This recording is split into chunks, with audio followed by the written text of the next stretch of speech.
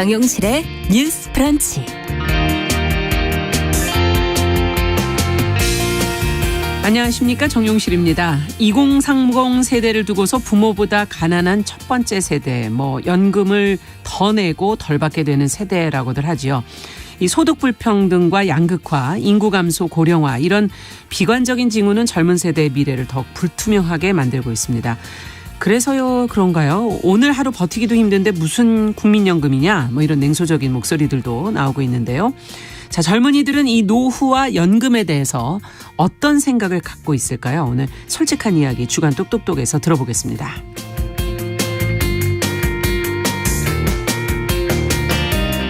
네, 범죄 피해자들이 상처와 트라우마를 벗어나서 회복하는 것은 참 쉽지 않은 일입니다. 피해자 스스로도 용기를 내야 하지만 이 전문적인 심리 지원, 법적 지원이 절실한데요. 자, 이와 함께 중요하게 꼽히는 것이 회복적 사법이라고 합니다.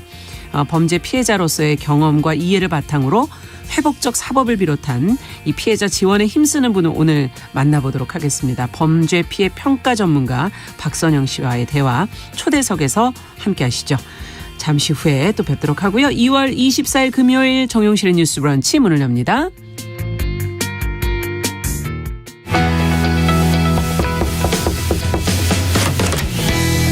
청년 여성의 눈으로 세상을 봅니다. 정용실의 뉴스 브런치 주간 똑똑똑. 네, 주간 똑똑똑 문을 열겠습니다. 사회 현상에 대한 청년 세대 여성의 조금 다른 생각, 따끔한 의견들 귀 기울여 들어보는 시간이죠. 오늘도 두 분 자리해 주셨어요. 개관올레 이진송 편집장 어서 오세요. 안녕하세요. 자, 청소년 페미니스트 네트워크 BT의 최유경 활동가 어서 오세요. 안녕하세요. 네, 지난주에는 이진송 편집장 좀 아프셨는데 괜찮으세요? 네, 괜찮습니다. 다행입니다. 자, 오늘은 노후와 연금에 관한 이야기를 좀 해볼까 하는데 워낙 비관적인 전망들이 많아서 젊은 세대들은 그 속에서 어떤 감정을 느낄지 어떤 생각들 하고 있는지 두 분 말씀을 좀 들어보고 싶습니다. 노년을 한번 그려보신 적 있으세요? 두 분은? 난 이렇게 늙고 싶다. 나의 꿈꾸는 노년이라고 그럴까요? 예상해보는 노년?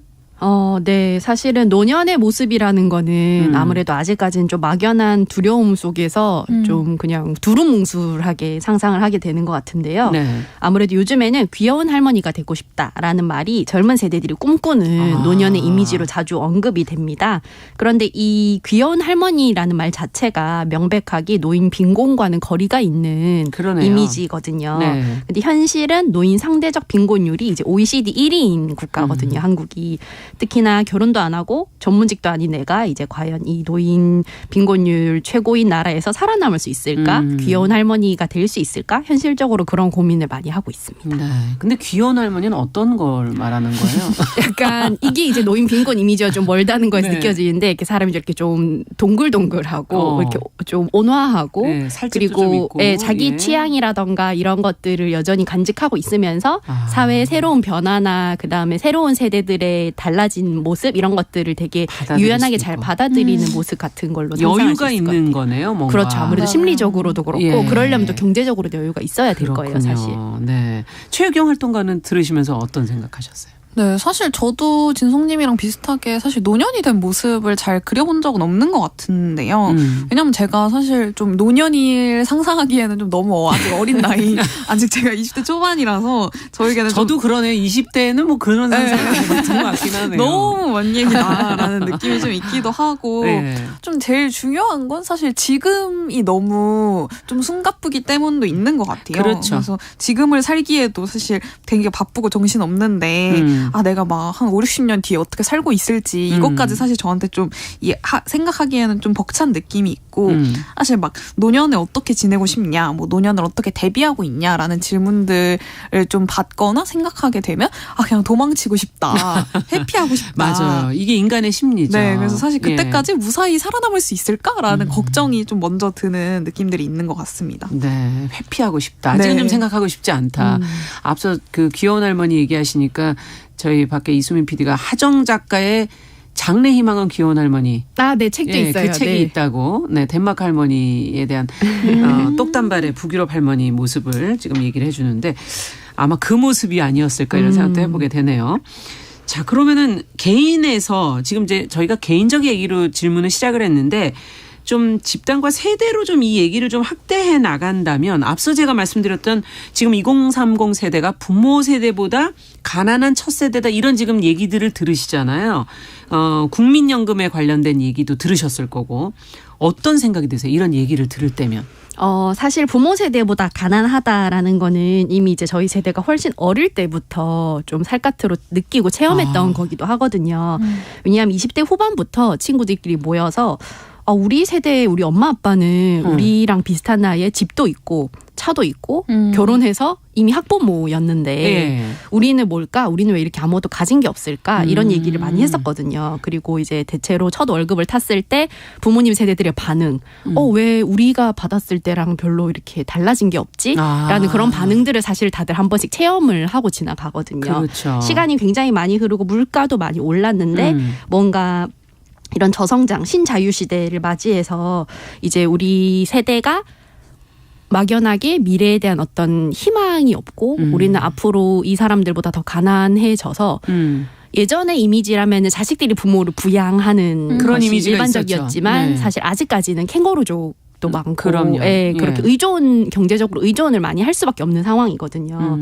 그러다 보니까 이제 뭐 고용 불안정이라던가 장기 실업 같은 문제가 또 새롭게 나타나서 이제 청년 세대의 현실이고요.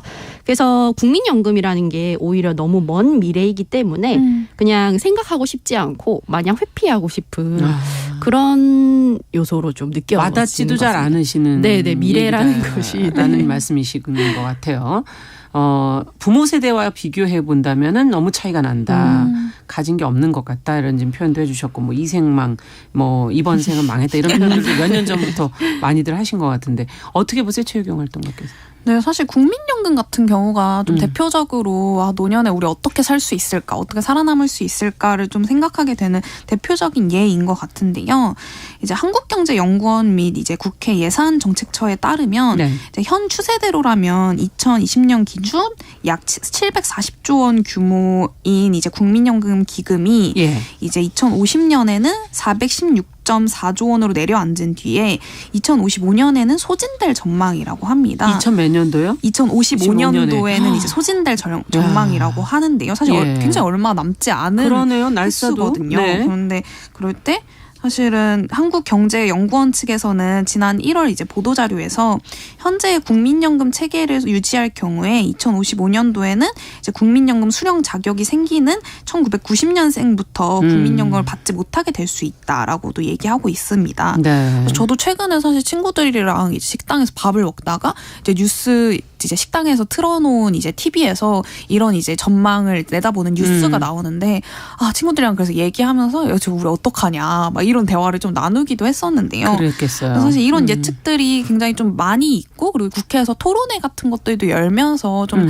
이런 문제에 대해서 적극적으로 대처하려고 노력하고 있는 모습들은 보이지만 동시에 사실 이것이 얼마나 젊은 세대들에게 와닿고 있는지 젊은 세대들이 이런 것들을 얼마나 좀 진지하게 고민하고 있는지에 대한 것은 좀 불투명한 것 같습니다. 사실 네. 저만 해도 이제 친구들이랑 얘기할 때 난 모르겠다 그냥 생각하고 싶지 않다. 내가 그때까지 살아 있을까? 약간 이런 고민들이 좀 더 우선이 되는 것 같고요. 그런 면에서 좀 아까 질문해 주셨던 것처럼 좀 막막한 느낌이 좀 더 많은 것 같습니다. 네, 그냥 막연하게 두려운 그런 느낌이다라는 말씀이시고 연금개혁 뭐 정치권이나 뭐 여기저기서 지금 이제 대책을 마련해 보겠다고 하는데 정말 근본적인 대책이 될지 맞아요. 이분들한테 정말 실제적인 그 노년을 안정되게 살 수 있도록 기금이 마련이 될지 이런 것도 좀 걱정스러운데 연금을 얼마 받느냐 이 문제도 있지만 사실 지금이 더 문제다라고 느끼는 젊은이들이 많다 그래요. 어떻습니까? 주변에서 보실 때 실제로 그렇습니까? 네, 사실 국민연금의 경우에는 지금 당장의 혜택이 아니라 노후 보장을 위해서 이제 미래를 보장하는 그렇죠. 그런 형태의 제도인데 일할 수 있는 성인이라면 의무 가입으로 이제 총소득의 9%에 달하는 보험료를 다달이 납부를 하게 되는데요. 총소득의 9%라는 금액이 상당히 부담으로 사실 다가오는 게 현실입니다. 국민연금 같은 같은 경우에는 그리고 일단 가입할 수만 있다면 혜택을 보장한다라고 지금까지 좀 많이 알려져 있었지만 예. 사실 이게 능력이 없으면 들어가지 못하는 제도이기도 하거든요. 그런가요? 일정한 보험료를 상당 기간에 걸쳐서 지속적으로 납부를 그렇죠. 해야 하고 직장이 안정된 직장이 있어야지. 그렇죠. 그리고 사실 수가 뭐 있죠. 프리랜서라든가 특수고용 노동자들 같은 경우에는 본인이 전액 보험료를 부담을 해야 되기 때문에 네. 이제 일반적으로 회사에 고용돼서 일하는 사람들의 경우에는 회사와 이거를 반으로 반반 나눠서 나누죠. 내지만은 네. 본인이 이걸 다 내야 되기 때문에 이걸 굉장히 부담스러워해서 아예 가입을 하지 않는 경우도 굉장히 많거든요. 네. 그리고 저 같은 경우에도 오랜 기간 학생으로 있었기 때문에 이제 소득이 잡히지 않는 동안에는 국민연금에 가입을 할 수 없는 그런 그렇죠. 일들도 있었고 이런 식으로 사람들의 어떤 노동 조건이라든가 소득 수준이 굉장히 다양한데 국민연금이라는 것이 사실 말은 국민연금이지만 아주 소수의 노동 능력을 갖추고 있고 그리고 일정 기간 일정 금액 이상을 정기적으로 납부할 수 있는 사람들 네. 이런 사람들만을 위한 제도라는 것도 어느 정도의 허점이 아닐까라고 생각을 합니다. 앞으로 또 직업이 어떻게 변화될지 모르는 상황 속에선 더 그러네요. 어떻게 보세요, 최유경 활동가께서는? 네, 통계청에 따르면 올해 65세 이상 고령층은 전체 인구의 17.5%나 되는데요. 네. 3년 후에는 이제 고령 인구 비중이 20%가 넘는 초고령 사회에 그렇죠. 진입한다고 해요. 예. 그래서 진송님이 말씀해 주신 그런 연금의 허점을 조금 더 자세히 살펴보면 사실 연금이 가입자의 노후를 얼마나 보장해 주는지에 대해서 평가하는 척도 중에 소득 대체율이라는 게 있는데요. 네. 소득 대체율이라는 건 가입자의 평균 소득 대비 연금 수령액을 말하고 있습니다. 예를 들어 뭐 100만 원을 벌던 사람이 노인이 된 후에 70만 원의 연금을 받는다면 이 연금의 이제 소득 대체율이라는 건 70%가 그렇겠네요. 되는 건데요. 네. 그런데 이제 국민연금 시행 초기의 소득 대체율은 70%로 은퇴 이후에 이제 일을 하지 않고도 생활을 유지할 수 있을 정도였는데 네. 사실 현재의 소득 대체율이라는 건 40% 정도밖에 안 된다고 아. 해요. 그리고 이마저도 사실은 40년간 이제 보험료를 이제 냈을 납부해야지 경우에. 보장받을 예. 수 있는 경우고요. 그런데 사실 평균적으로는 한 25살에 취직해서 뭐 53세에서 56세 정도에 퇴직한다라는 좀 평균치를 내보면 거의 한 사실 30년이 되는 그렇죠. 거죠. 이게. 사실 우리나라에서 네. 40년의 납부 기간을 채우는 건 좀 어려운 일인 어렵네요. 거죠. 네. 그럴 때 국민연금 평균 납부 기간인 27년 정도를 반영하면 사실 이 소득 대체율이라는 건 20% 정도에 불과하다고 해요. 이거보다도 더 적어지니까. 네, 40%도 안 되는 어떤 기준인 거죠. 그럴 때 사실 이 연금이라는 것이 진송님 말씀해 주셨던 것처럼 누구의 소득을 얼마만큼 보장하느냐 이런 문제도 좀 있는 것 같습니다. 가입 기간도 굉장히 길기 때문에 네, 그걸 진짜 다 채울 수 있는 사람이 또 얼마나 될까. 그래서 이런 빠듯함과 의무로 내야 한다는 것 때문에 이제 본인이 그걸 또 내야 하는 경우도 있기 때문에 내 노후 내가 알아서 할 테니 안 내겠다. 낸 돈도 돌려달라. 이러는 말도 지금 나오고 있다는데 사실입니까? 어떻게 보세요? 네, 그 국가경영전략연구원의 건전재정 포럼이 지난 9월에서 10월에 20대 청년 이제 115명을 대상으로 국민연금에 대한 청년들의 인식을 조사를 했더니 네. 응답자의 이제 67.2%가 이제 국민연금을 청년들에게 불리한 제도라고 답변을 했습니다. 세금이라는 것이 우리가 살아가는 세계의 여러 인프라와 제도를 담당하고 내 삶을 지탱하는 것에 이바지한다고 느끼면 반발이 덜한데 그렇죠. 국민연금처럼 나는 내기만 하고 먼 미래에 어떻게 될지 모르는 어떤 변수에 의해서 이게 달라질 줄 모르는 상황에서 나는 혜택은 받지 못할 것이다라는 전망이 생기면 좀 저항감이 클 수밖에 없거든요. 차라리 그 돈을 조금씩 모아서 내가 투자를 하고 노후를 대비하는 게 낫지 않겠느냐. 차라리 지금 써버리고 지금의 즐거움에 투자하는 게 낫지 않겠느냐라는 말이 나오는 것도 무리는 아니라고 봅니다. 그런데 이거는 결국에는 공공 영역에 대한 신뢰가 무너진 것이 아닌가라는 생각이 드는데요. 시스템이나 복지보다 개인의 투자와 같은 각자 도생을 더 선호하게 되는 게 아닌가 싶어서 좀 씁쓸하기도 합니다. 네, 연금, 국민연금의 어떤 그리고 또 그 제도 자체가 모아서 돈을 모아서 앞 세대에게 주는 형식으로 되어 있기 때문에 더 그런 뭐 내기만 하는 거 아니냐 이런 인식들이 좀 더 있는 게 아닐까 하는 생각도 드는데 최유경 활동가께서는. 네, 사실 국민연금 개편이 계속해서 좀 논란이 되고 있는데요. 예. 그럴 때 뭐 한 측에서는 이제 차라리 국민연금을 폐지하자라는 주장 역시 좀 제기되기도 했습니다. 그러나 이제 국민연금이 여전히 필요하다라는 게 여전히 좀 대다수 전문가들의 입장인데요. 사실 어떤 노령부양비라는 것이 굉장히 좀 급증하고 있는 상황에서 네. 사실 노인 부양 문제를 개인의 부담으로만 넘길 수 없기 때문인데요. 사실 이러한 판단에는 어떤 현재 이제 사적 사적 연금이 공적 연금의 빈자리를 채워주기 어렵다라는 판단이 좀 한몫하는 것 같습니다. 그래서 사적 연금이라는 것에는 이제 기업 연금과 개인 연금 두 가지가 있는데요. 그렇죠. 우리나라는 주로 연금을 퇴직금으로 지급하는 방식을 택해서 기업 연금이라는 게 크게 발달하지 못하고 있는 추세예요. 그리고 또 개인 연금은 노후를 대비할 여력이 없는 이제 중간층 이하의 노후를 이제 보장하지 못한다라는 또 맹점이 있는데요. 사실 이와 관련해서 주은선 교수는 이제 개인연금이 철저히 가입할 여력이 되는 사람만을 대상으로 한다. 그래서 국민연금과 달리 본인의 의사나 경제 상황에 따라 얼마든지 해약할 수 있어 노후를 좀 장기적으로 보장할 수 있을지에 대한 의문도 든다라고 이야기합니다. 네. 그렇기 때문에 사실은 여전히 좀 어떤 이 연금의 필요성, 어떤 연금의 사각지대에 있는 사람들이 분명히 있지만 그럼에도 불구하고 사실 우리나라에서 연금이 어떤 발달해오고 그리고 좀 계속해서 진행되어 온 역사를 보면 여전히 좀 필요하지 않나라는 이야기들이 좀 대다수를 차지하고 있는 것 같습니다. 필요는 하다라는 네. 지금 얘기를 해주셨는데 청취자 최의승님께서 기금이 소진이 된다고 아예 못 받는다는 의미는 아니다 이렇게 말씀을 주셨는데 이제 지금 현재는 국민연금을 더 오래 내고 이제 늦게 받아라 이런 것 때문에 이제 이 부분에 대해서 이제 국민연금 기금공단 뭐 정치권에서 이제 대책을 마련해 보겠다라고 지금 머리를 맞대고 있는 상황인 것 같습니다. 따뜻한 밤님께서도 또 유튜브에 불리하고 유리하고의 문제가 아니라 국가가 왜 내 노후를 신경을 쓰냐. 연금이 필요하면 내가 가서 은행에서 사적 연금을 가입을 할 텐데 당장 폐지하고 낸 돈 다 돌려주라. 지금 이런 의견도 젊은 분들한테는 있다는 걸 좀 한번 전달을 해드리고요. 야, 이 나비백 지금 앞서 말씀드린 것처럼 그러니까 결국 길게 나비백을 늘려서 내고 수급 개시 연령이 지금 계속 뒤로 가고 있죠. 60세에서 65세로 가고 있고 또 이제 더 늦어진다는 지금 얘기들도 있기 때문에 이 방향, 연금 개혁의 방향에 대해서는 어떻게 생각하세요? 이런 건.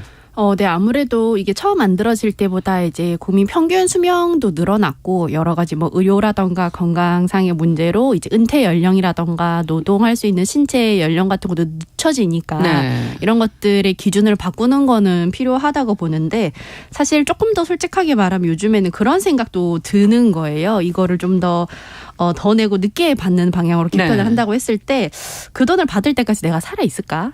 이제 지금 1,000원이라도 더 가지는 게 낫지 않을까? 네. 사회 이게 웃을 일이 경제적 아닌데 웃음이 나오네요. 네. 네. 그러니까 사회 경제적 상황을 어떻게 예측할 수 있으면 현금의 가치는 그때와 지금이 얼마나 다르고. 차이가 날까? 네. 그래서 당장 20년 전만 해도 우리는 이제 스마트폰 없이는 본인 인증조차 할 수 없는 지금 현실이나 가상화폐 같은 거를 예측하지 못하고 살았는데, 그렇죠. 예. 더 먼 미래를 약속을 하는 게 지금처럼 3, 4년 단위로 굉장히 많은 것들이 바뀌는 현실에서 사람들에게 얼마나 설득력이 있을까? 그런 생각을 좀 많이 하게 되고요. 또 이제 보험료를 올리고 소득 대체율을 인상하는 방안이 제시되기도 했는데요. 네. 이렇게 소득 대체율을 늘릴 경우에는 아까 최영경 활동가가 말씀해 주신 것처럼 고소득자만 이익을 보게 되고 제가 아까 말했던 국민연금에 좀 가입할 수 없거나 아니면 가입을 하더라도 안정적으로 할 수 없는 돈을 내기 어려운 사람들은 아예 이제 발도 들여놓을 수 없게 될 수 있다는 위험도 좀 있다고 봅니다. 그러네요. 사회 안전망, 사회 복지라는 거는 결국은 힘든 분들을 위한 제도가 또 돼야 되는 부분이 있는데 어떻게 보세요?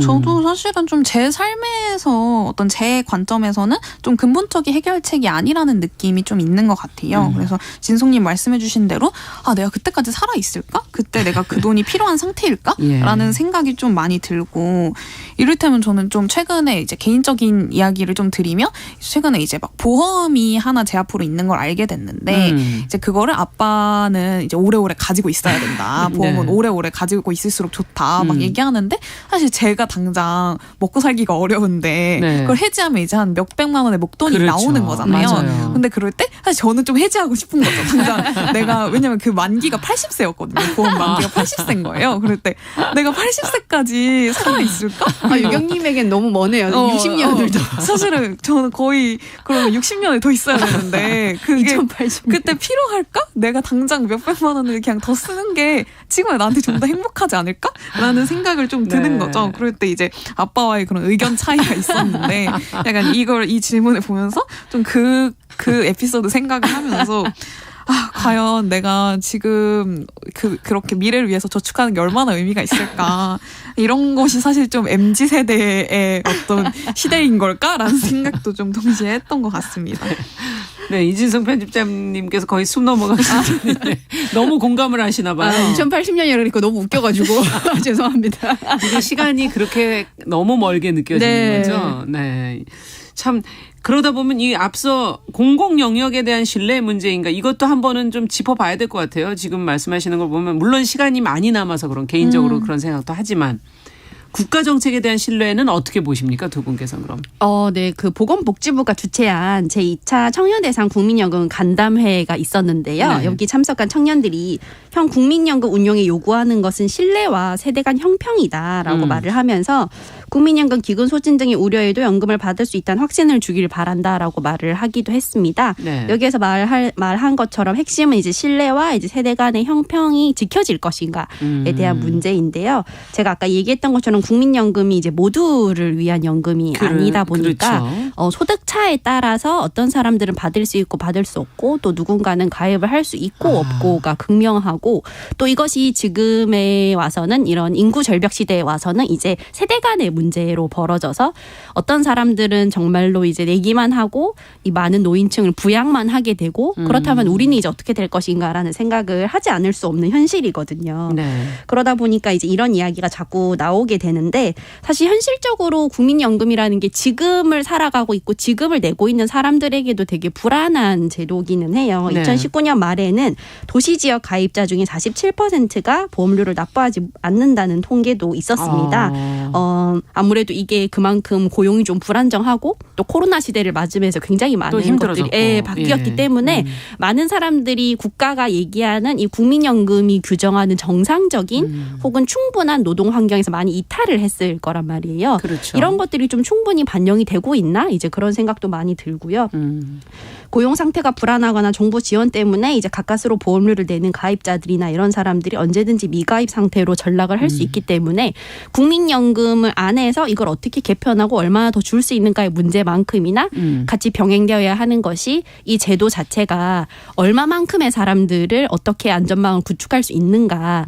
이 국민연금이 어떤 사람들을 자연스럽게 지금 탈락시키고 있고 시간이 흐를수록 국가가 들여다봐라. 네, 시간이 흐를수록 이 탈락하는 사람들의 범위가 넓어질 거거든요. 네. 지금 미래에 받지 못할 거다라고 걱정하는 사람들도 결국에는 거기에 해당하는 거기 때문에 그래서 이거에 대한 좀 근본적인 고찰과 대책 속도가 필요하지 않나라고 생각합니다. 이렇게 긴 시간을 납입할 수 있는 그런 업종에 있지 않는 한 쉽지 않으니까 그 부분을 어떻게 고민해라라는 지금 지적을 해주셨고 최유경 활동가께서는. 네, 기본적으로 어떤 청년들이 가장 좀 가깝게 겪고 있는 어떤 집값이나 뭐 전세 사기, 일자리 문제 이런 문제들이 사실 해결되고 있지 않다는 것부터가 청년들이 국가나 정부, 사회를 좀 믿지 못하게 되는 가장 중요한 요인이 아닐까라는 생각이 들고요. 바로 앞에 것도 해결이 안 되니까. 네. 그래서 청년들이 아무리 일자리가 없다, 뭐 집값이 너무 비싸다라고 호소해도 좀처럼 사실 해결되지 않고 있는 문제들이잖아요. 그럴 때 국가나 정부가 어떤 지속적으로 소위 있는 사람들의 목소리만 들을 때 결국에 청년들의 불신이라는 것은 계속될 수밖에 없지 않나라는 생각이 좀 듭니다. 네, 지금 뭐 4087번님께서 65세이신데 방송 들으시면서 젊은 분들의 생각이 공감이 된다 이렇게 지금 적어주셨어요. 9778번님께서도 보험은 만기만 생각할 수는 없다. 그때까지 살아있다는 전제하에 생각을 해야 된다. 이 보험이란 게 그런 거다라는 걸 이제 다시 한번 설명을 해 주신 거예요. 자, 끝으로 이제 한 말씀씩 해보시죠. 그래도 그 안에서 어떤 긍정적인 걸 생각해 볼 수 있는 건 없을까요? 노후를. 솔직히 말하면 잘 모르겠지만 팬데믹 이후로 돌봄 노동에 관한 논의가 활발해지고 개인이 혼자선 살아갈 수 없다는 것을 공동체가 진지하게 고민이 되었으니까 이 점을 좀 다 같이 함께 고민해 봤으면 좋겠습니다. 네, 저는 최근에 좀 공동체를 만드는 일에 대한 관심이 높아져서 요즘에는 좀 다 같이 잘 사는 일에 대한 중요성을 많이 느끼고 있지 않나? 그런 것들이 좀 우리에게 희망이나 미래를 줄 수 있지 않나라는 생각이 듭니다. 어차피 혼자로는 해결하기 힘드니까 연대나 공동체로 문제를 좀 풀어가볼 방법은 없을까라는 해법을 얘기를 해보셨습니다.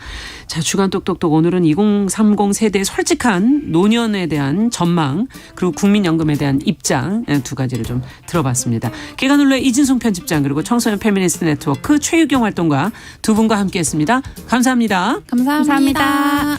자, 정용실의 뉴스 브런치 1부 마치고 잠시 후 돌아오겠습니다.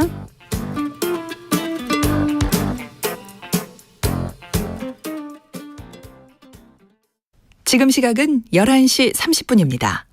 KBS. 여러분은 지금 KBS 1라디오 정용실의 뉴스 브런치와 함께하고 계십니다.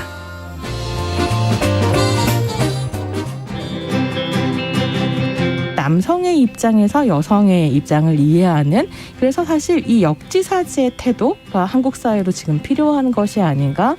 그 어떤 사람들은 삼루에서 태어났으면서 자신이 삼루타를 친 것처럼 생각하며 살아간다라는 말이 있어요. 하충이다, 이충이다, 이거는 네. 순전히 사람의 그 잣대로 이야기를 하는 거예요. 곤충이 우리 사람보다 몇 억 년 먼저 지구에 나왔거든요. 세상을 보는 따뜻한 시선 정용실의 뉴스 브런치. 네, 정용실의 뉴스 브런치 듣고 계신 지금 시각 11시 31분입니다. 금요일에는 다양한 분야에서 활약하는 여성들 만나보고 있습니다. 범죄 사건에서 가장 중요한 게 저희가 방송을 늘 해드리고 있지만 피해자의 입장과 마음이죠. 수사 과정에서부터 형벌을 내릴 때까지 피해자의 의사와 회복을 우선시하는 게 옳은 방향이다. 저희가 이런 내용의 피해자 중심주의 굉장히 많이 언급을 하고 있는 내용인데요. 그래도 이 말이 시작된 건 그리 오래되지는 않은 것 같고요. 범죄 피해를 입고 고통 속에서 세상과 단절되는 피해자분들이 사실은 많습니다. 범죄 피해의 아픔을 딛고 이제는 전문가로 피해자들을 위한 지원 활동을 하는 분이 있어서 오늘 저희가 초대석에 모셨습니다. 범죄 피해 평가 전문가 박선영 씨입니다. 어서 오세요. 네, 안녕하십니까. 제가 지금 범죄 피해 평가 전문가 이렇게 소개를 해드렸는데 이게 어떤 일인지 조금 설명을 좀 먼저 해주세요. 네. 이 범죄 피해 평가 제도는 경찰청에서 시행하고 있는 제도고요. 간단히 말씀드리자면 전문가가 피해자의 상담을 통해서 범죄로 인한 피해자의 심리적, 신체적, 경제적, 사회적, 다각적인 피해를 분석하고 평가하는 제도입니다. 이런 게 있었어요? 네. 그렇군요. 네. 언제부터 그러면 이쪽에 관련된 일을 활동을 시작하시게 된 건가요? 저는 2013년부터 21년까지 범죄 피해자 지원센터라는 곳에서 범죄 피해자분들을 상담하고 지원하는 일을 했었고요. 예. 현재는 박사과정 중에 있어서 일을 그만두긴 했지만 말씀드렸던 그 범죄 피해 평가 전문가로서 2020년부터 현재까지 피해자분들을 만나고 있습니다. 사실 이런 피해에 대한 이야기를 쉽게 어디 가서 하기가 어렵고, 그렇죠. 피해자들은 또 사건 당사자임에도 수사 절차에 적극적으로 참여하기 어려운 실정인데 이러한 범죄 피해 평가 제도를 통해서 범죄로 인한 고통과 피해를 객관적인 자료로 수사 자료에 첨부하고 또 추후 재판 과정에서 참고 자료로 활용할 수 있도록 돕는 일을 하고 있습니다. 네, 그러니까 우리나라에서 한 2013년부터 이제 범죄 피해자 지원 센터라는 것이 이제 생겼고, 피해자 지원 센터는 훨씬 전에 생겼으니까 네, 그때부터 활동을 하신 거군요. 네. 그리고 이후에 이제 지금 이제 공부를 계속 하고 계시다라는 말씀을 해주셨는데, 네. 과거에 겪은 범죄 피해와 회복 과정 이걸 가지고서는 아마 이 분야에 뛰어드신 게 아닐까 하는 생각이 들거든요. 네, 맞습니다. 저는 사실 뉴스에도 보도가 된 사건이더라고요. 네. 지금 박선영 씨가 어떤 사건을 겪으셨는지를 간략하게 먼저 좀 설명을 해 주시면요. 좀 힘든 얘기기는 하겠지만. 네. 이제는 좀 오래된 일이 돼버리긴 했지만 저는 2009년 6월에 발생했었던 황산 테러 사건의 피해자입니다. 네, 이 사건은 사실 이 사건이 일어나기 2년 전에 있었던 사기 사건 관련해서 보복 범죄로 일어난 일이고요. 그렇군요. 네네. 제가 이제 출근하던 길에 누군가에 의해서 어떤 정체 모를 액체를 뒤집어 쓰게 됐었는데 나중에 알게 된 사실이지만 그게 순도 98%의 황산이었다고 하고 그로 인해서 제가 체표 면적의 25%에 달하는 3도 화상을 입게 되었습니다. 이거 생명에 문제가 없는 거였나요? 굉장히 위험한 상황 아니었을까 싶은데요. 네, 사실은 죽을 고비도 사실 몇 번 넘기긴 했었고요. 네네. 3도 화상이라는 게 굉장히 위험한 거잖아요. 네, 맞습니다. 네. 시간이 그래도 많이 흘렀고 당시에 정말 예상치도 못했을 거고 너무나 힘든 사건을 이렇게 겪고 나서 피해자로서 어떤 고통을 겪으셨을까. 일단은 나가고 싶지 않으셨을 것 같다는 생각도 좀 들기도 네, 하고. 맞습니다. 예. 어떤 시간을 보내셨어요? 사실 그때도 지금도 뭐 그때의 고통을 말로 표현하기는 참 어려운 것 같은데요. 정말 삶에 필요한 모든 것이 산산조각 나버렸었고 아 삶이 끝났구나 하는 생각들 뿐이었거든요. 예. 그래서 모든 상황이나 모든 말 끝에 드는 생각은 늘 아 그때 내가 죽었었어야 했었는데 라는 생각이 좀 사로잡혀 있었기도 했고 네, 하루에도 이제 막 수십 번씩 감정이 요동치고 뭐 짜증이 났다가 화가 났다가 뭐 우울했다가 멍했다가 이런 것들이 반복되다 보니까 아, 사람이 이렇게 미치는 거구나라는 생각도 당시엔 좀 들었던 것 같아요. 그래서 제가 3도 화상을 입었었기 때문에 4개월간 입원 치료를 받으면서 피부 이식 수술을 계속 받았었거든요. 그래서 퇴원 후에도 이제 뭐 얼굴, 가슴, 어깨, 양팔, 다리 여기에 이식한 피부가 부풀어 오르지 않도록 하는 압박 가먼트를 늘 착용하고 있어야 했었고. 그렇군요. 네, 당시 이제 햇볕을 받으면 안 됐기 때문에 빛을 차단하는 선캡을 써야지만 외출이 또 가능했었습니다. 예. 그래서 당시 저의 유일한 외출이 병원을 가는 것이었는데 안 나가셨다는 얘기네요, 그러면. 그렇죠. 네. 그것도 꽤 고통스러운 과정이었던 게 이제 제가 평범한 복장이 좀 아니다 보니까 지나가는 사람들이 저거 사람 맞아? 막 이런 이야기도 제가 듣게 됐었고 뭐 지하철을 타면 이제 힐끔힐끔 쳐다보다 못해 이렇게 빤히 쳐다보시는 분들이 계셨었어요. 아, 그래요? 네, 그래서 저랑 이제 시선이 마주쳐야만 이렇게 시선을 돌린다거나 뭐 엘리베이터 같은 걸 타면 이제 어디 나갈 수 없는 민폐는 공간이잖아요. 그렇죠. 거기서도 이제 뭐 어쩌다 저렇게 됐어, 뭐 화상 입었나 봐, 뭐 이런 이야기들을 제가 계속 그냥 듣고만 있어야 했었고, 또 인터넷상에 떠도는 뭐 근거 없는 이야기라든지 악플들, 뭐 예를 들자면 뭐 화산으로 아니 본인이 피해자인데. 그렇죠. 근데 그런 이야기들을 쓰는 분들이 계셨어요. 뭐 예를 들자면 황산 뿌려서 죽겠냐, 불을 질러야지, 뭐 이런 이야기. 아니면 그건 너무 심한 일인데요. 예. 네, 아니면 뭐 너무 징그럽다, 괴물 같다, 뭐 이런 이야기들. 네, 지금은 뭐 저는 개인적으로는 너무 이해하고 크게 신경 쓰진 않지만 이제 그때는 저도 막 겨우겨우 마음을 추스리면서 살아가고 있던 때라서 예. 엄청난 상처, 압박 같은 것들을 좀 느꼈었고요. 예. 제가 밖으로 나오기까지 그러니까 얼마나 걸리셨어요? 네, 정상적인 사회생활 하기까지는 3년 정도 걸렸던 것 같습니다. 생각보다 긴 기간이. 물론 그 안에 이제 치료도 하셔야 네, 되고, 예, 그런 과정들이 분명히 있었겠지만 네. 어쨌든 그 주변의 시선이라는 게 참 만만치가 않군요. 네, 굉장히 극복하기 힘들었었고 그것 때문에 문 밖에 나가는 게 너무 힘들었었던 것 같아요. 네. 야, 그래서 본인은 그래서 그 나오시는 3년 만에 어디로 이제 나가시겠다는 생각을 하시게 된 거예요? 너무 좀 두려웠었어요. 제 상황을 설명하면 면접하시는 분들이 이해를 하실까? 그리고 또 그 그렇죠. 얘기를 해야 되는 부담감도 있어서 다시 또 해야 되는. 네, 어떻게 해야 될지 모르겠다는 생각이 들었었어요. 근데 뭔가 사회생활에 적응을 해야지만 할 수 있으니까 가장 좋은 방법이 뭘까 생각했을 때 네. 제가 사고가 났던 그 직전에 다니던 회사가 있어요. 그러니까 이 사건과는 관련 없는 회사. 네네. 네.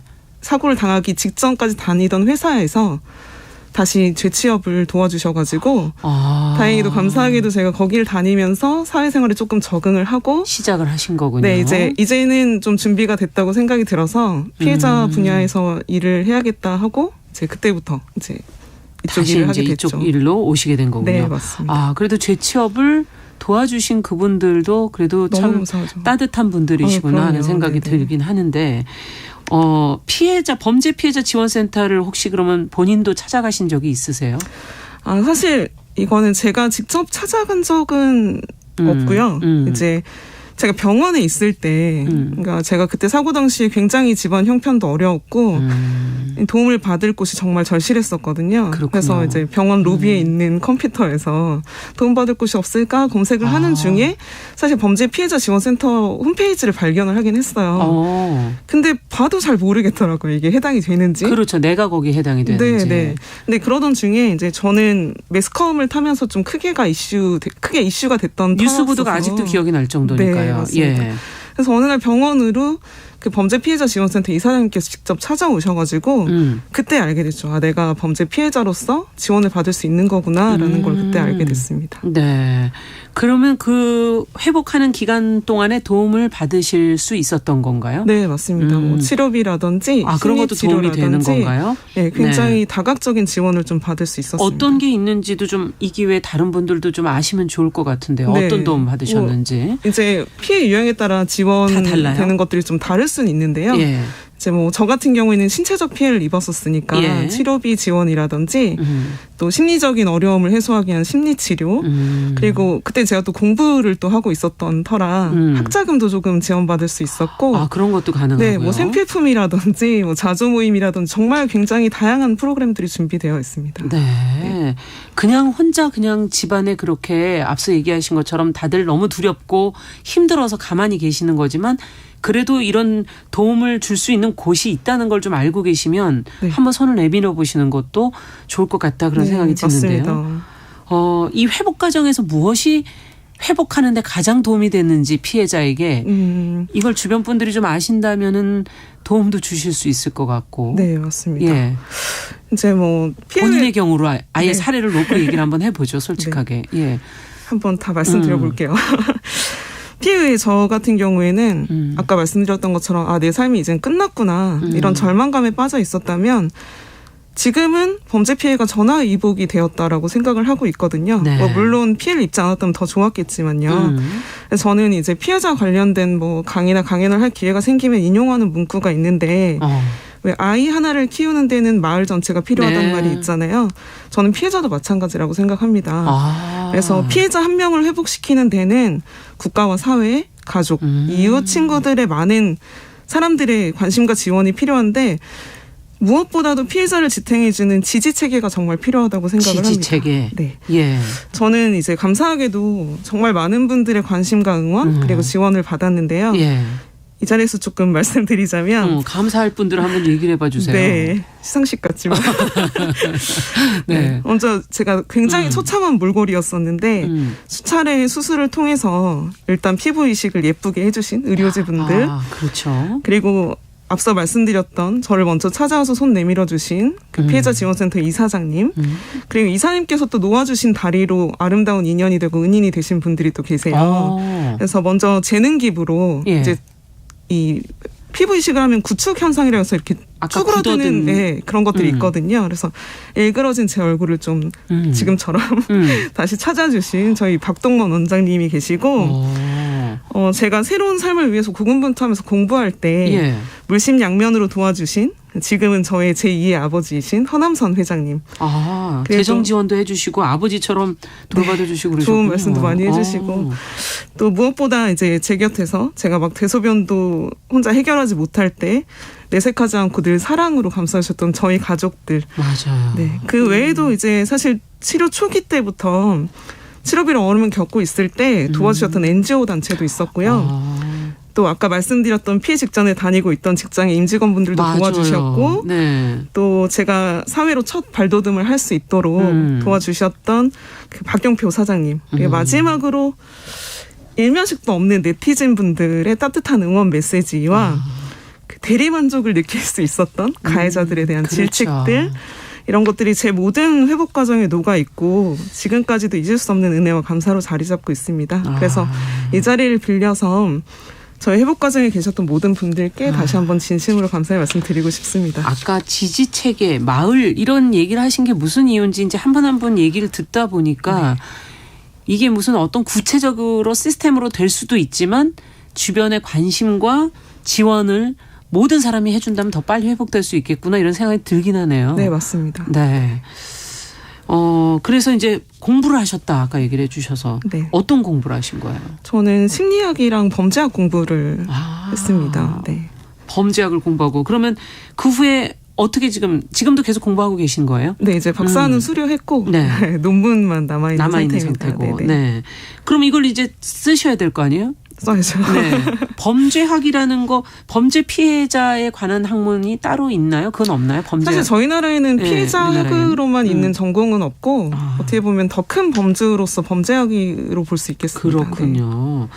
그 후에 이제 그 피해자 지원센터에서도 일을 하셨다고 들었는데 네. 어떠셨어요? 그때 이제 만나셨을 거 아니에요, 피해자분들을. 네, 맞습니다. 사실 저는 모든 사건이 굉장히 안타깝게 느껴졌었고 그래서인지 지금도 제 손을 거쳐가셨던 피해자분들 전부 기억하고 있긴 한데요. 이제 가장 기억에 남는 거는 뭐 사회적으로 큰 이슈가 있었던 피해자분들도 물론 계시지만 네. 피해로 인해서 오랫동안 심리적 충격에서 벗어나지 못해서 힘들어하셨던 피해자분들이 제일 많이 생각이 납니다.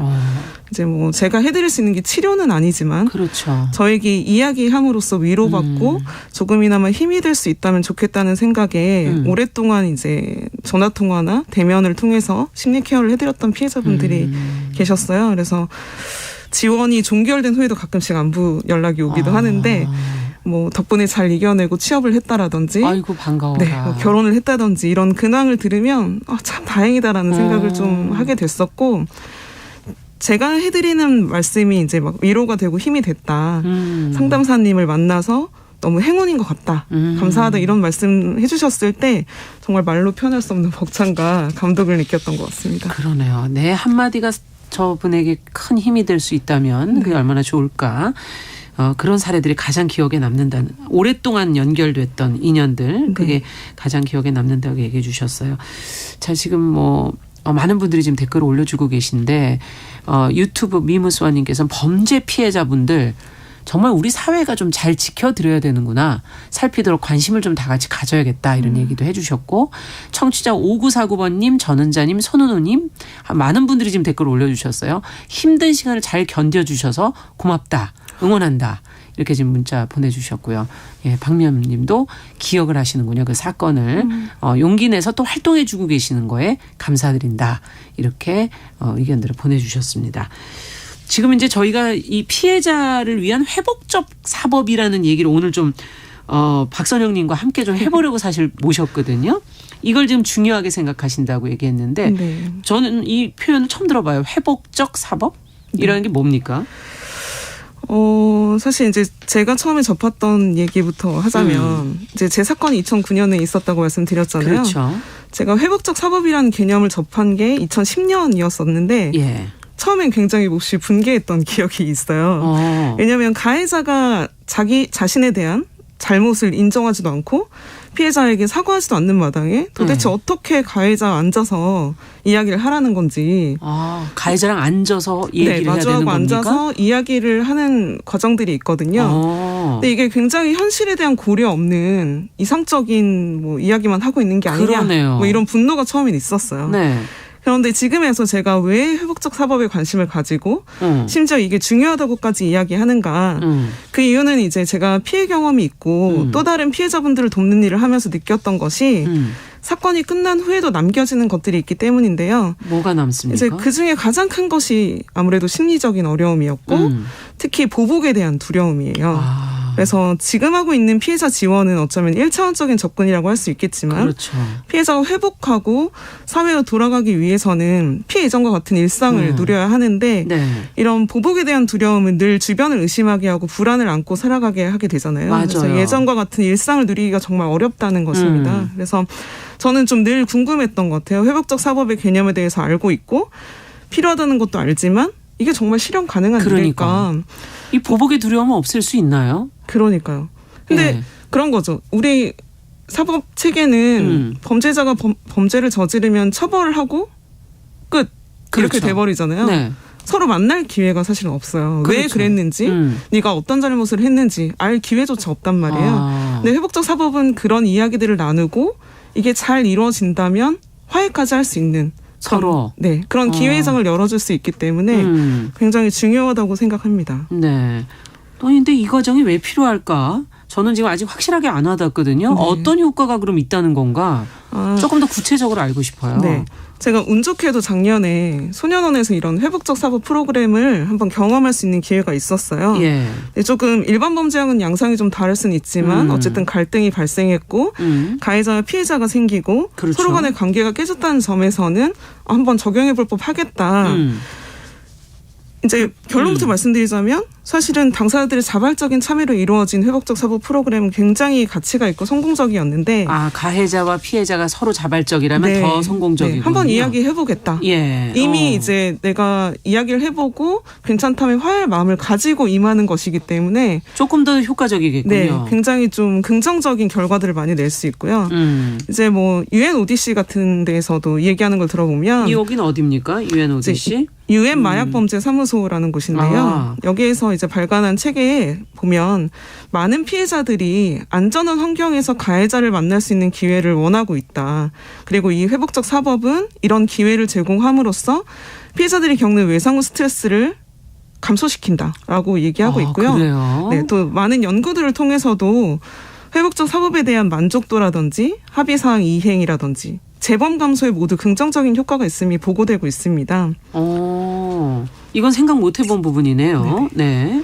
그래서 저는 이제 기존의 응보적 사법 절차에서는 아까 말씀드렸던 것처럼 범죄가 발생하면 가해자를 처벌하는 데 중점을 두고 그렇죠. 가해자 또한 처벌을 받으면 이제 모든 게 끝났다고 생각하지만 사실 끝난 게 아니잖아요. 피해자는 여전히 보복에 대한 두려움을 떨고 불안해하고 피해 배상은커녕 사과도 받지 못한 채로 끝나는 경우가 많으니까요. 또 한편으로는 가해자 입장에서도 자기가 인정 못하는 부분들에 있어서는 억울해할 수도 있고요. 근데 이런 회복적 사법은 가해자가 자신에 대한 잘못을 인정하고 그것을 바로잡기 위해서 자발적으로 참여해서 책임지는 것, 그리고 그 안에서 진정한 사과와 피해에 대한 배상이 포함된 이런 과정이 이루어질 수 있도록 이야기 나누고 화해할 수 있는 기회장을 열어주는 게 회복적 사법이라고 저는 이해하고 있고요. 피해자 또한 이런 과정을 통해서 상처받은 마음을 위로받고 기존의 처벌 뒤에도 남겨졌던 그런 보복에 대한 두려움으로부터 벗어날 수 있다는 점, 아까 말씀드렸던 것처럼 재범에 대한 빈도와 심각성을 감소시킨다는 긍정적인 면이 있다는 면에서 그것도 놀랍네요. 네, 회복적 사법 프로그램이 매우 중요하고 필요한 과정이라고 그러니까 생각됩니다. 우리가 범죄가 일어나면 가해자 피해자로 나누어지고 가해자에게 어떤 징벌을 내려서 제대로 뭐 처벌을 하느냐 여기에만 관심을 가지고 피해자는 피해자들을 그냥 회복하는 과정만 만들어주면 된다 이렇게 생각했는데 그들이 잘못을 시인하고 그래서 거기에서 다시 또 재범하지 않게끔 하는 과정, 그리고 피해자는 그 사과를 받음으로써 그 사람을 또 이해하고 본인이 딛고 일어설 수 있는 과정. 이게 우리가 어떻게 본다면 잘못을 시인하고 우리 삶에서의 어떤 과정처럼 다시 일어날 수 있게 양쪽을 하는 힘이 있다 이런 얘기인 거군요. 맞습니다. 네. 그리고 많은 피해자분들이 말씀하시는 게 어떤 배상보다 더 중요하게 여기는 것이 가해자의 사과입니다. 네. 그렇군요. 우리는 이제 아무래도 가해자를 만나게 하면은 또 2차 가해 이런 우려도 사실은 하거든요. 네, 맞습니다. 뭔가 좀 조심스럽고 겁이 나는 그런 느낌이 드는데 이게 좀 관계자나 전문가들이 더 연구하고 다듬어야 될 부분도 있지 않을까요? 피해자 입장에서 들여다보신다면 이 회복적 사법을. 네, 맞습니다. 물론 말처럼 쉬운 일이 아니죠. 쉬운 일은 아닐 것 같아요. 뭐 살인처럼.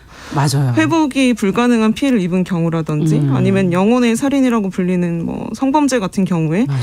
과연 회복적 사법 프로그램이 적용 가능할까 하는 의구심을 저 또한 가지고 있는데요. 그래도 적용 가능한 부분이 있다면 작은 것부터 시작해야 하지 않을까라는 생각을 가지고 제가 공부하고 있는데 사실은 이제 가장 중요한 건 역시 아까 말씀드렸던 당사자들의 자발적 참여가 그게 기본이 되어야 거고. 하고요. 네. 이제 그 외의 것들을 생각해 본다면 회복적 사법에 대한 올바른 이해와 갈등을 바라보는 시선의 변화가 선행돼야 된다고 생각합니다.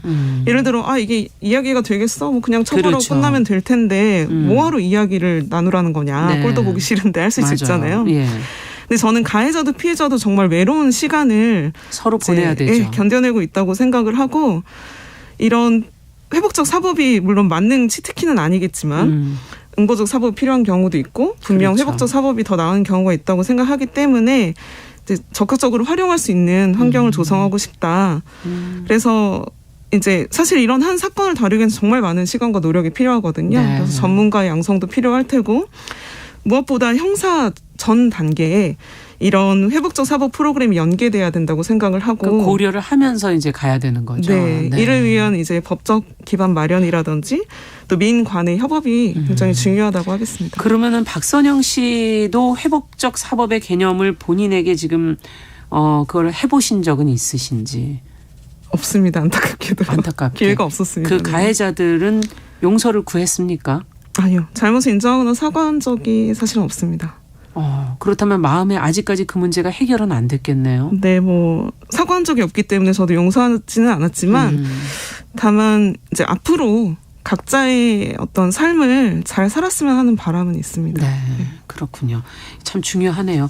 자, 끝으로 피해자들을 위해서 앞으로 무엇을 더 하실 계획이신지 마지막 질문 좀 드리고 싶네요. 네.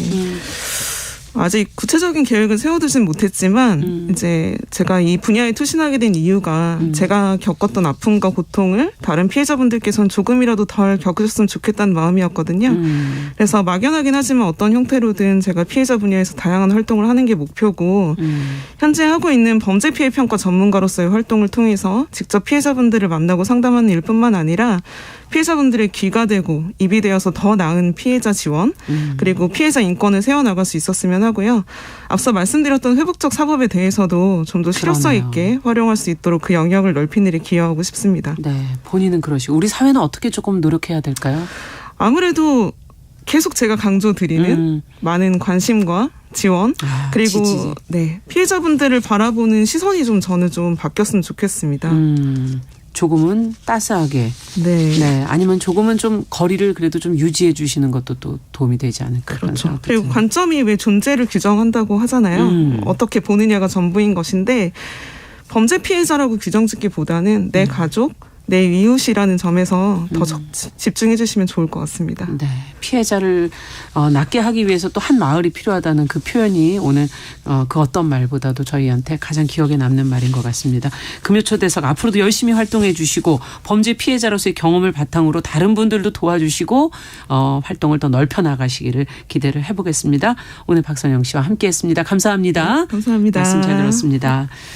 자, 청취자 성슬인님께서 지난주 이번 주 계속 마지막 인사를 하시는 분들이 많은데 이게 어떤 사정이냐고 지금 물어오셨어요.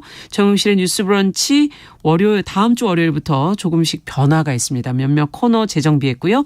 새로운 코너와 목소리도 앞으로 만나게 되실 겁니다.